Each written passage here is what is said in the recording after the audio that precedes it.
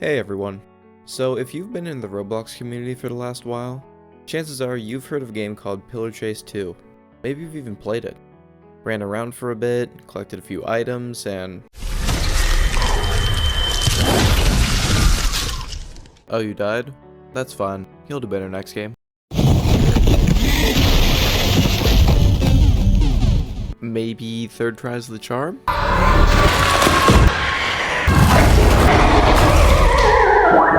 Okay, I get it. This game isn't very beginner friendly.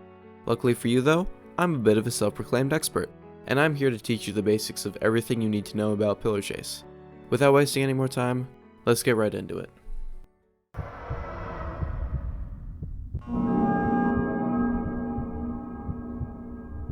You'll be playing Survivor for about 90% of your games, so it's best to know what you can and should do.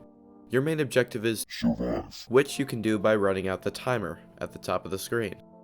There are two ways of doing this. Either you sit in the corner like a bum, or you move around the map and complete objectives to reduce the timer. Each objective you complete also raises your monster chance, which I'll talk about later. You also have a handy dandy sprint button that you can use to get to these objectives faster or to run away from the killer. However, rule number 1 of Survivor is to never run out of stamina. You're basically a sitting duck if that meter hits 0. If your stamina fully drains, you'll make audible breathing noises that let the killer know where you are, and it'll take a lot longer to recharge.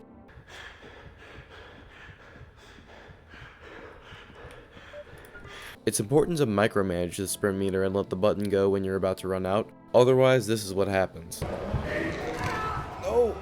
Oh no, God, no, let's talk about... So, now on to the fun part, the chases. If a monster sees you, chances are they'll probably think you're a tasty chocolate chip cookie and come running after you. As a general rule, stay as far away from them as possible, but when your sprint starts getting low and they start gaining distance, this is where it's important to know what you're doing. Here are a few movement techs that might help. The simplest tech is called the Korean backdash, or KBD for short. Right as the monster is about to take a swing, quickly dash backwards to avoid the hitbox. This will get you that extra bit of stamina needed to get out of this situation. If you have good connection, go for an ankle breaker. For kills with delayed attacks, you can sometimes dash right through them as they're winding up to avoid being hit. This leaves them with a lot of end lag you can use to make distance. The last easy tech to learn is the corner tech. Basically, as you round a corner, stay right at the end of the wall. Right as the monster is about to turn the corner, dash around last second and go back the way you came. The monster will usually overshoot their attack and miss you. But how do I know which movement text to use on which monster? Fear not, my student, here's a chart.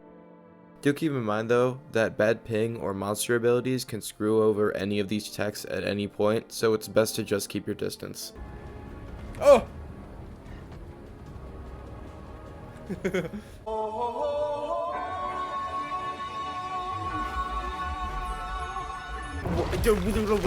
What? Pardon?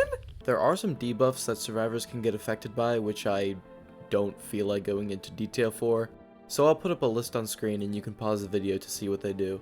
You can buy upgrades that give you small buffs, but they're not that important and I wouldn't recommend wasting your money on them.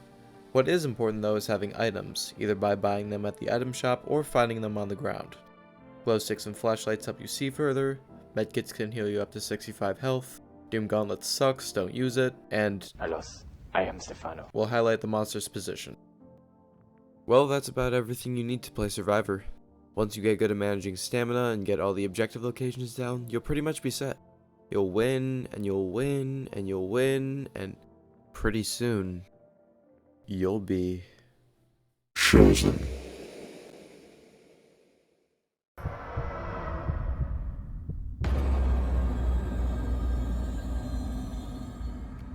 So once your monster chance, which is the number next to your player icon, is the highest in the lobby, you get selected to be the monster. Yippee! Kill them all.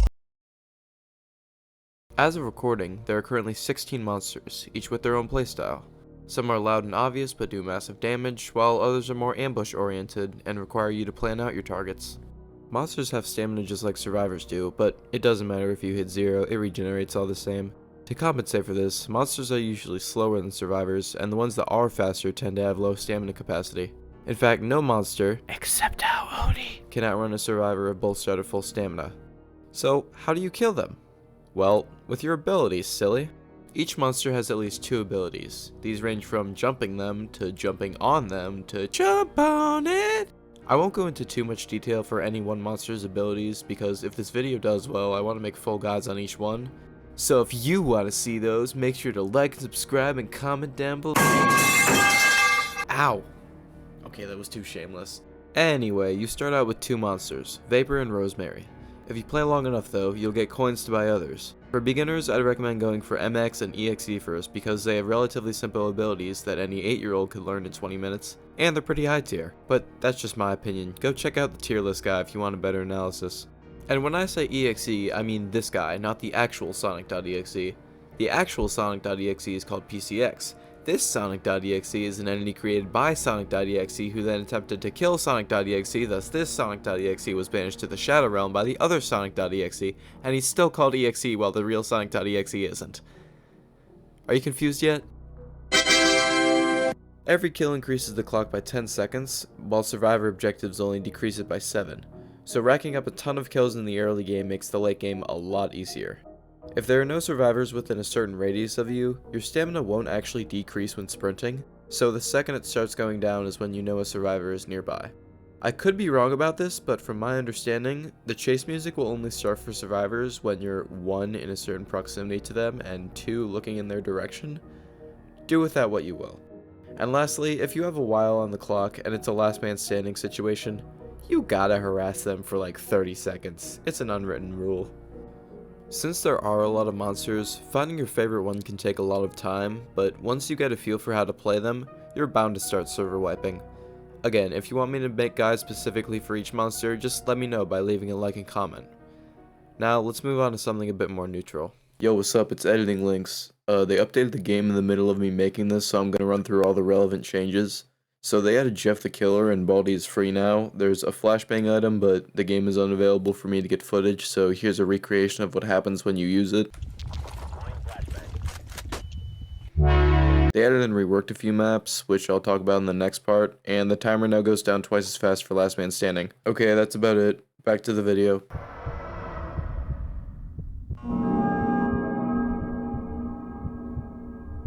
Well, you obviously can't have a pillar chase without a pillar map. That's such a stupid joke. What am I doing? Oh, whatever. There are 13 maps with various layouts and objective sets to complete. Almost every objective has some sort of minigame associated with it, which reminds me a lot of... There's wires, there's trash, there's press... Ow! Damn it! Regardless, you'll have to get familiar with the map layout to know the most efficient way to get the task done, and so you don't run into any dead ends. For the most part, the maps do feel pretty balanced. It's just a matter of finding which monster works best on which map. But to be incredibly general, I made a chart of maps from survivor-sided to monster-sided for the hell of it. This is my opinion, so feel to disagree. Just don't leak my address or whatever. Now there are 2 game modes, Solo Monster and Double Trouble. Solo Monster is default, I've been talking about it for the past insert video time here. But Double Trouble, in case you can't tell, has 2 monsters. The timer is shorter to balance it a bit. You even get to pick your teammate. So call up a friend and convince them to play with you. I can't do that, my friends call me slurs every time I try. Essentially, if you're playing Monster, it's a really fun and chaotic time, and if you're playing Survivor, pick a god and pray. Well, that's about everything. The game will take some time to get used to, but it's incredibly fun once you get the hang of it, especially when you're playing with friends. I really hope it stays around for a while because it's one of the most underrated Roblox games out there. I do plan to make more videos on it in the future, but who knows. Well, that's the end of the video. Feel free to like, subscribe, and follow me on Twitch where I stream these videos live sometimes. Until I see you again, adios, vaya con Dios.